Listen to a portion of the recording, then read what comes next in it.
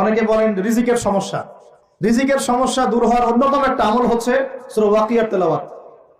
রাতের বেলা কোন সূরা? ইযা ওয়াকাআতিল ওয়াকিয়া লাইসা লিওয়াকাআতিহা কাযিবা, এই সূরাটা তেলাওয়াত করবেন রাতের বেলা। আরো একটা সূরা আছে রাতে তেলাওয়াত করার জন্য, আলিফ লাম মিম সিজদা। আলিফ লাম মিম সিজদা, এটাও তেলাওয়াত করতে পারেন।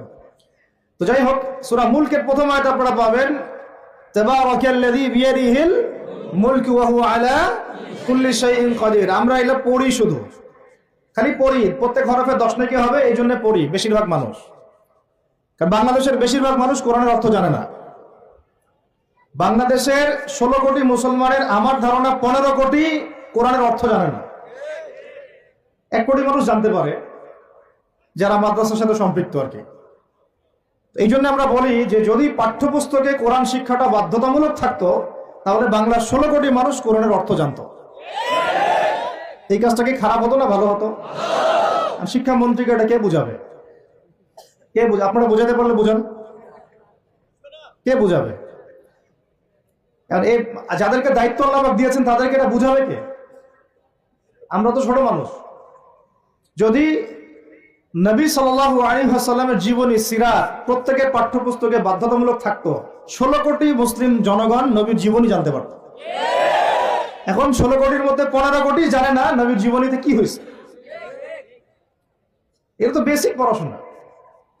যদি আমরা একটা ভাইরাসকে ভয় করে মসজিদ একেবারে বন্ধ করে ফেলতে পারি, মাস্ক পরাইতে পারি সবাইকে, সোশ্যাল ডিস্টেন্স 10 হাত দূরে দূরে দাঁড়াও, হ্যাঁ, নবীর জামানাতেও অনেক সমস্যা হয়েছে, কিন্তু এরকম করে ডিস্টেন্সে দাঁড়ানো হয় নাই। যাই হোক, এটা তো জাতিসংঘের আন্ডারে চলতেছে বিশ্বটা আর কি।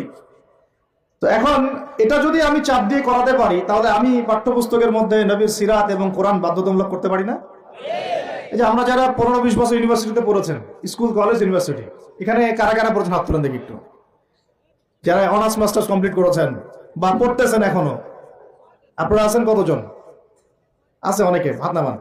এখন আপনারা ভাই বাংলা পড়েছেন না? নজরুল, রবীন্দ্রনাথ, বঙ্কিমচন্দ্র, শরৎচন্দ্র ইত্যাদি ইত্যাদি। ইংরেজি পড়েছেন না? ব্যাকরণ, দাঁত ভাঙা ব্যাকরণ। বাংলা ব্যাকরণ পড়েছেন না? দাঁত ভাঙা, কারক, সমাস, বিভক্তি, হাবিজাবি।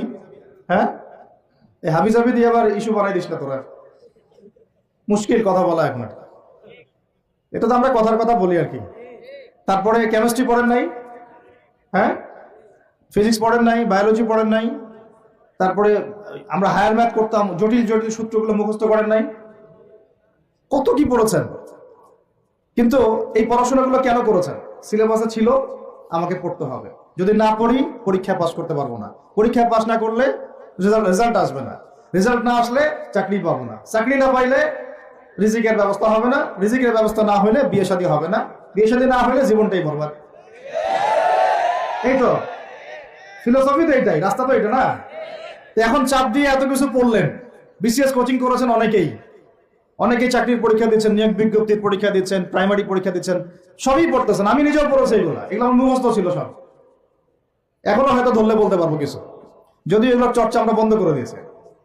কথা হচ্ছে, একটা রিজিকের সোর্সের জন্য আমি যে 15 বছর এই পড়াশোনাগুলো করলাম, যদি আমার সিলেবাসের মধ্যে কোরআন থাকতো, হাদিস থাকতো, নবীর সিরাত থাকতো, তারপরে ধরেন সাহাবীদের জীবনী থাকতো, ইসলামের ইতিহাস থাকতো, বেসিক ফিকহ আকীদা থাকতো, আমি কি বাধ্য ছিলাম না এগুলো পড়ে পরীক্ষা দেওয়ার জন্য? তখন আমাদের এই জেনারেশনের ইসলামিক শিক্ষায় উন্নতি হইতো না? সবকিছু দাওয়াত দিয়ে হয় না, অনেক কিছু উপরের লেভেল থেকে চালু করতে হয়, তাহলে জনগণ সেটা মেনে নিতে বাধ্য থাকে।